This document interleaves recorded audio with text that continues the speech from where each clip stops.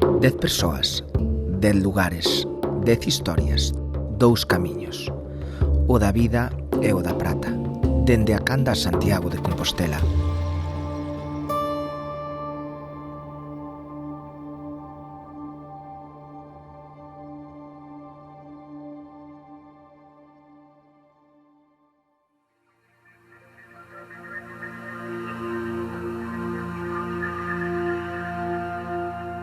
A min gustábame moito estar no albergue, porque doume pois alegría de ir traballar ali, porque eu iba contenta.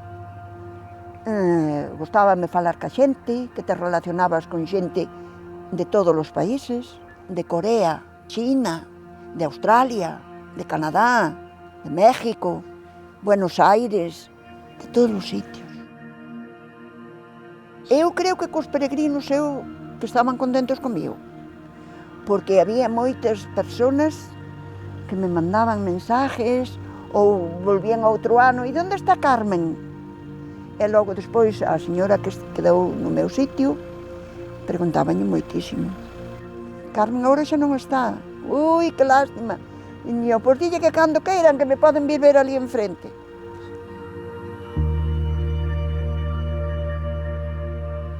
Acórdome un profesor estaba en Estados Unidos dando clases nun colegio viña todos os anos co colegio ese, cada ano traía a promoción que lle correspondía cada ano, e a min xa me conocía e dime: Carmen, donde andas?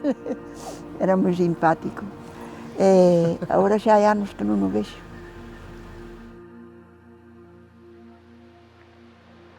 Eu quedei viúda en plena pandemia, que foi cando estábamos no confinamento, que non me deixaron salir da casa nin pa nada. O meu marido meterono no panteón sin nada, nin velar se pudo ir. E non poderme despedir del foi tremendo. Foi tremendo porque ti quedaste sola, levárono sola, levárono eu quedarme sola aí. Non podes facer nada. E logo despois, estar aislada, porque nin podían vir os netos, nin podían vir os fillos, e así sola.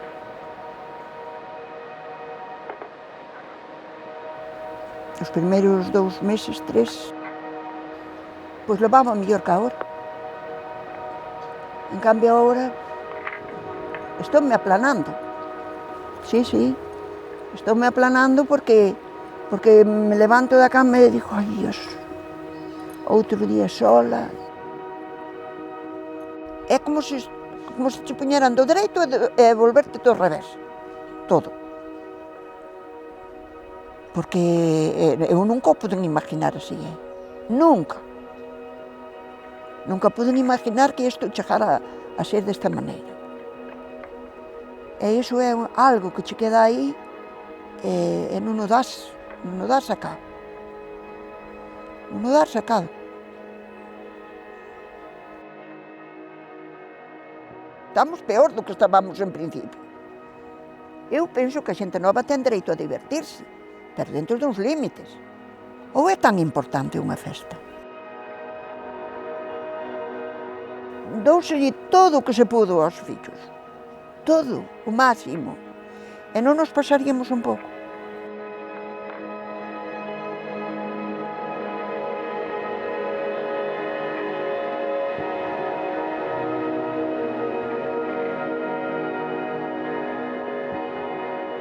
Resignarse.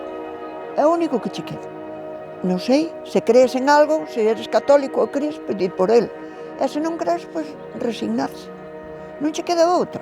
Porque inda que te poñes a chorar, inda que te poñes como te poñes, non se che vai a solucionar nada. Eso acabouse. Non crees? Pois, éche así. O que sintes é unha impotencia tremenda, porque non podes facer nada.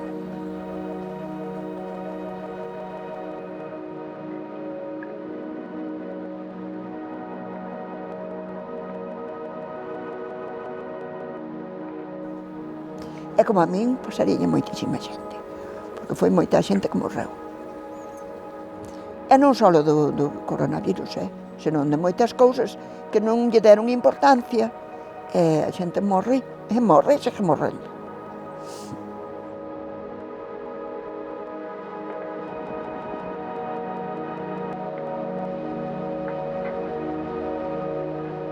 Carmen, cando rematamos esta entrevista, o primeiro que fixen foi pedirche perdón. Volvo a facer. Perdón. Quedan moitos meses duros, pero tamén quedan moitas festas entre eses meses. Espero que esta entrevista chegue a todos os recunchos e que o teu sufrimento e resignación vayan para nos facer pensar, porque se de algo estou seguro é de que Galicia é festeira, pero antes de festeira é xenerosa. Chega o momento de o volver demostrar. Quéroche ben, Carmen. Deica logo.